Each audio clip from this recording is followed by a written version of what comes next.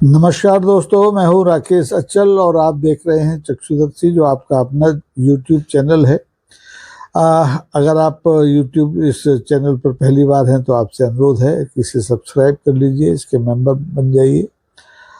दोस्तों, आज की सबसे बड़ी खबर और सबसे दुखद खबर यह है कि हिंदुस्तान की सबसे बड़ी पार्श्व गायिका आज की तारीख में जो हैं आशा भोसले, जिन्हें लोग आशा दीदी के नाम से जानते हैं, उनका निधन हो गया है। 92 साल की उम्र में उन्होंने आखिरी सांस ली है अस्पताल में।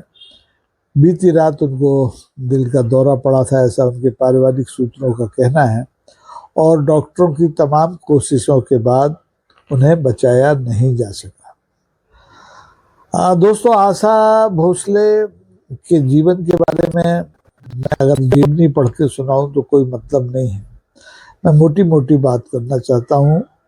वो बात यह है कि आशा भोसले, जो हमारी 2 शताब्दियों का संधि है, 20वीं और 21वीं शताब्दी, उस संधि काल की सबसे बड़ी गायिकाओं में से एक थी। उनकी बड़ी बहन लता मंगेशकर के बारे में आप सब जानते ही हैं, जिन्हें स्वर साम्राज्ञी कहा जाता था, स्वर कोकिला भी कहा जाता था, और ये तमाम सारी उपाधियां आशा भोसले के साथ भी चस्पा हैं और रहेंगी।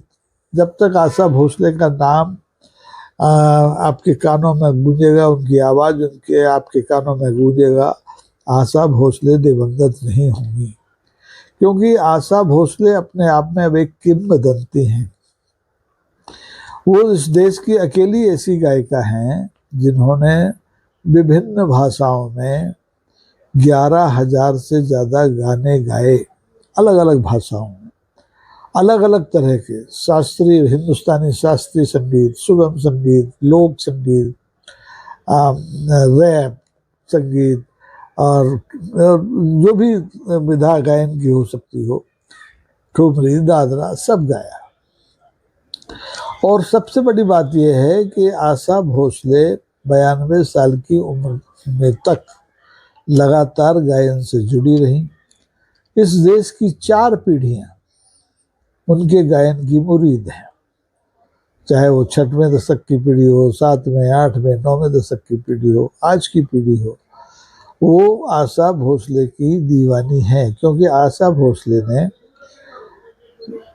बड़े से बड़े और नामचीन संगीतकारों के साथ गाया, तो एकदम नए से नए संगीतकारों के साथ भी गाया। वो खयाम साहब के साथ भी गाती हैं, वो ओपी नैयर साहब के साथ भी गाती हैं, तो ए.आर. रहमान के साथ भी गाती हैं। तो उनके गायन में जो विविधता है, ऐसी विविधता बहुत कम पार्श्व गायकों में देखने को मिलती है। और सबसे बड़ी बात यह कि अभिमान रहित गायिका रही हैं आशा जी। उनका पूरा परिवार संगीत का एक कल्प वृक्ष रहा।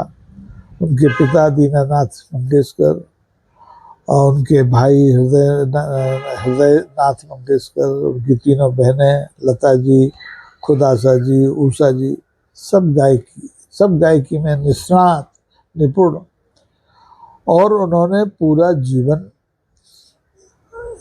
मैं कहूँगा कि गायकी को समर्पित कर दिया, और अपने व्यक्तिगत जीवन के दुख दर्दों की छाया अपनी गायकी पर नहीं पड़ने दी। बिंदास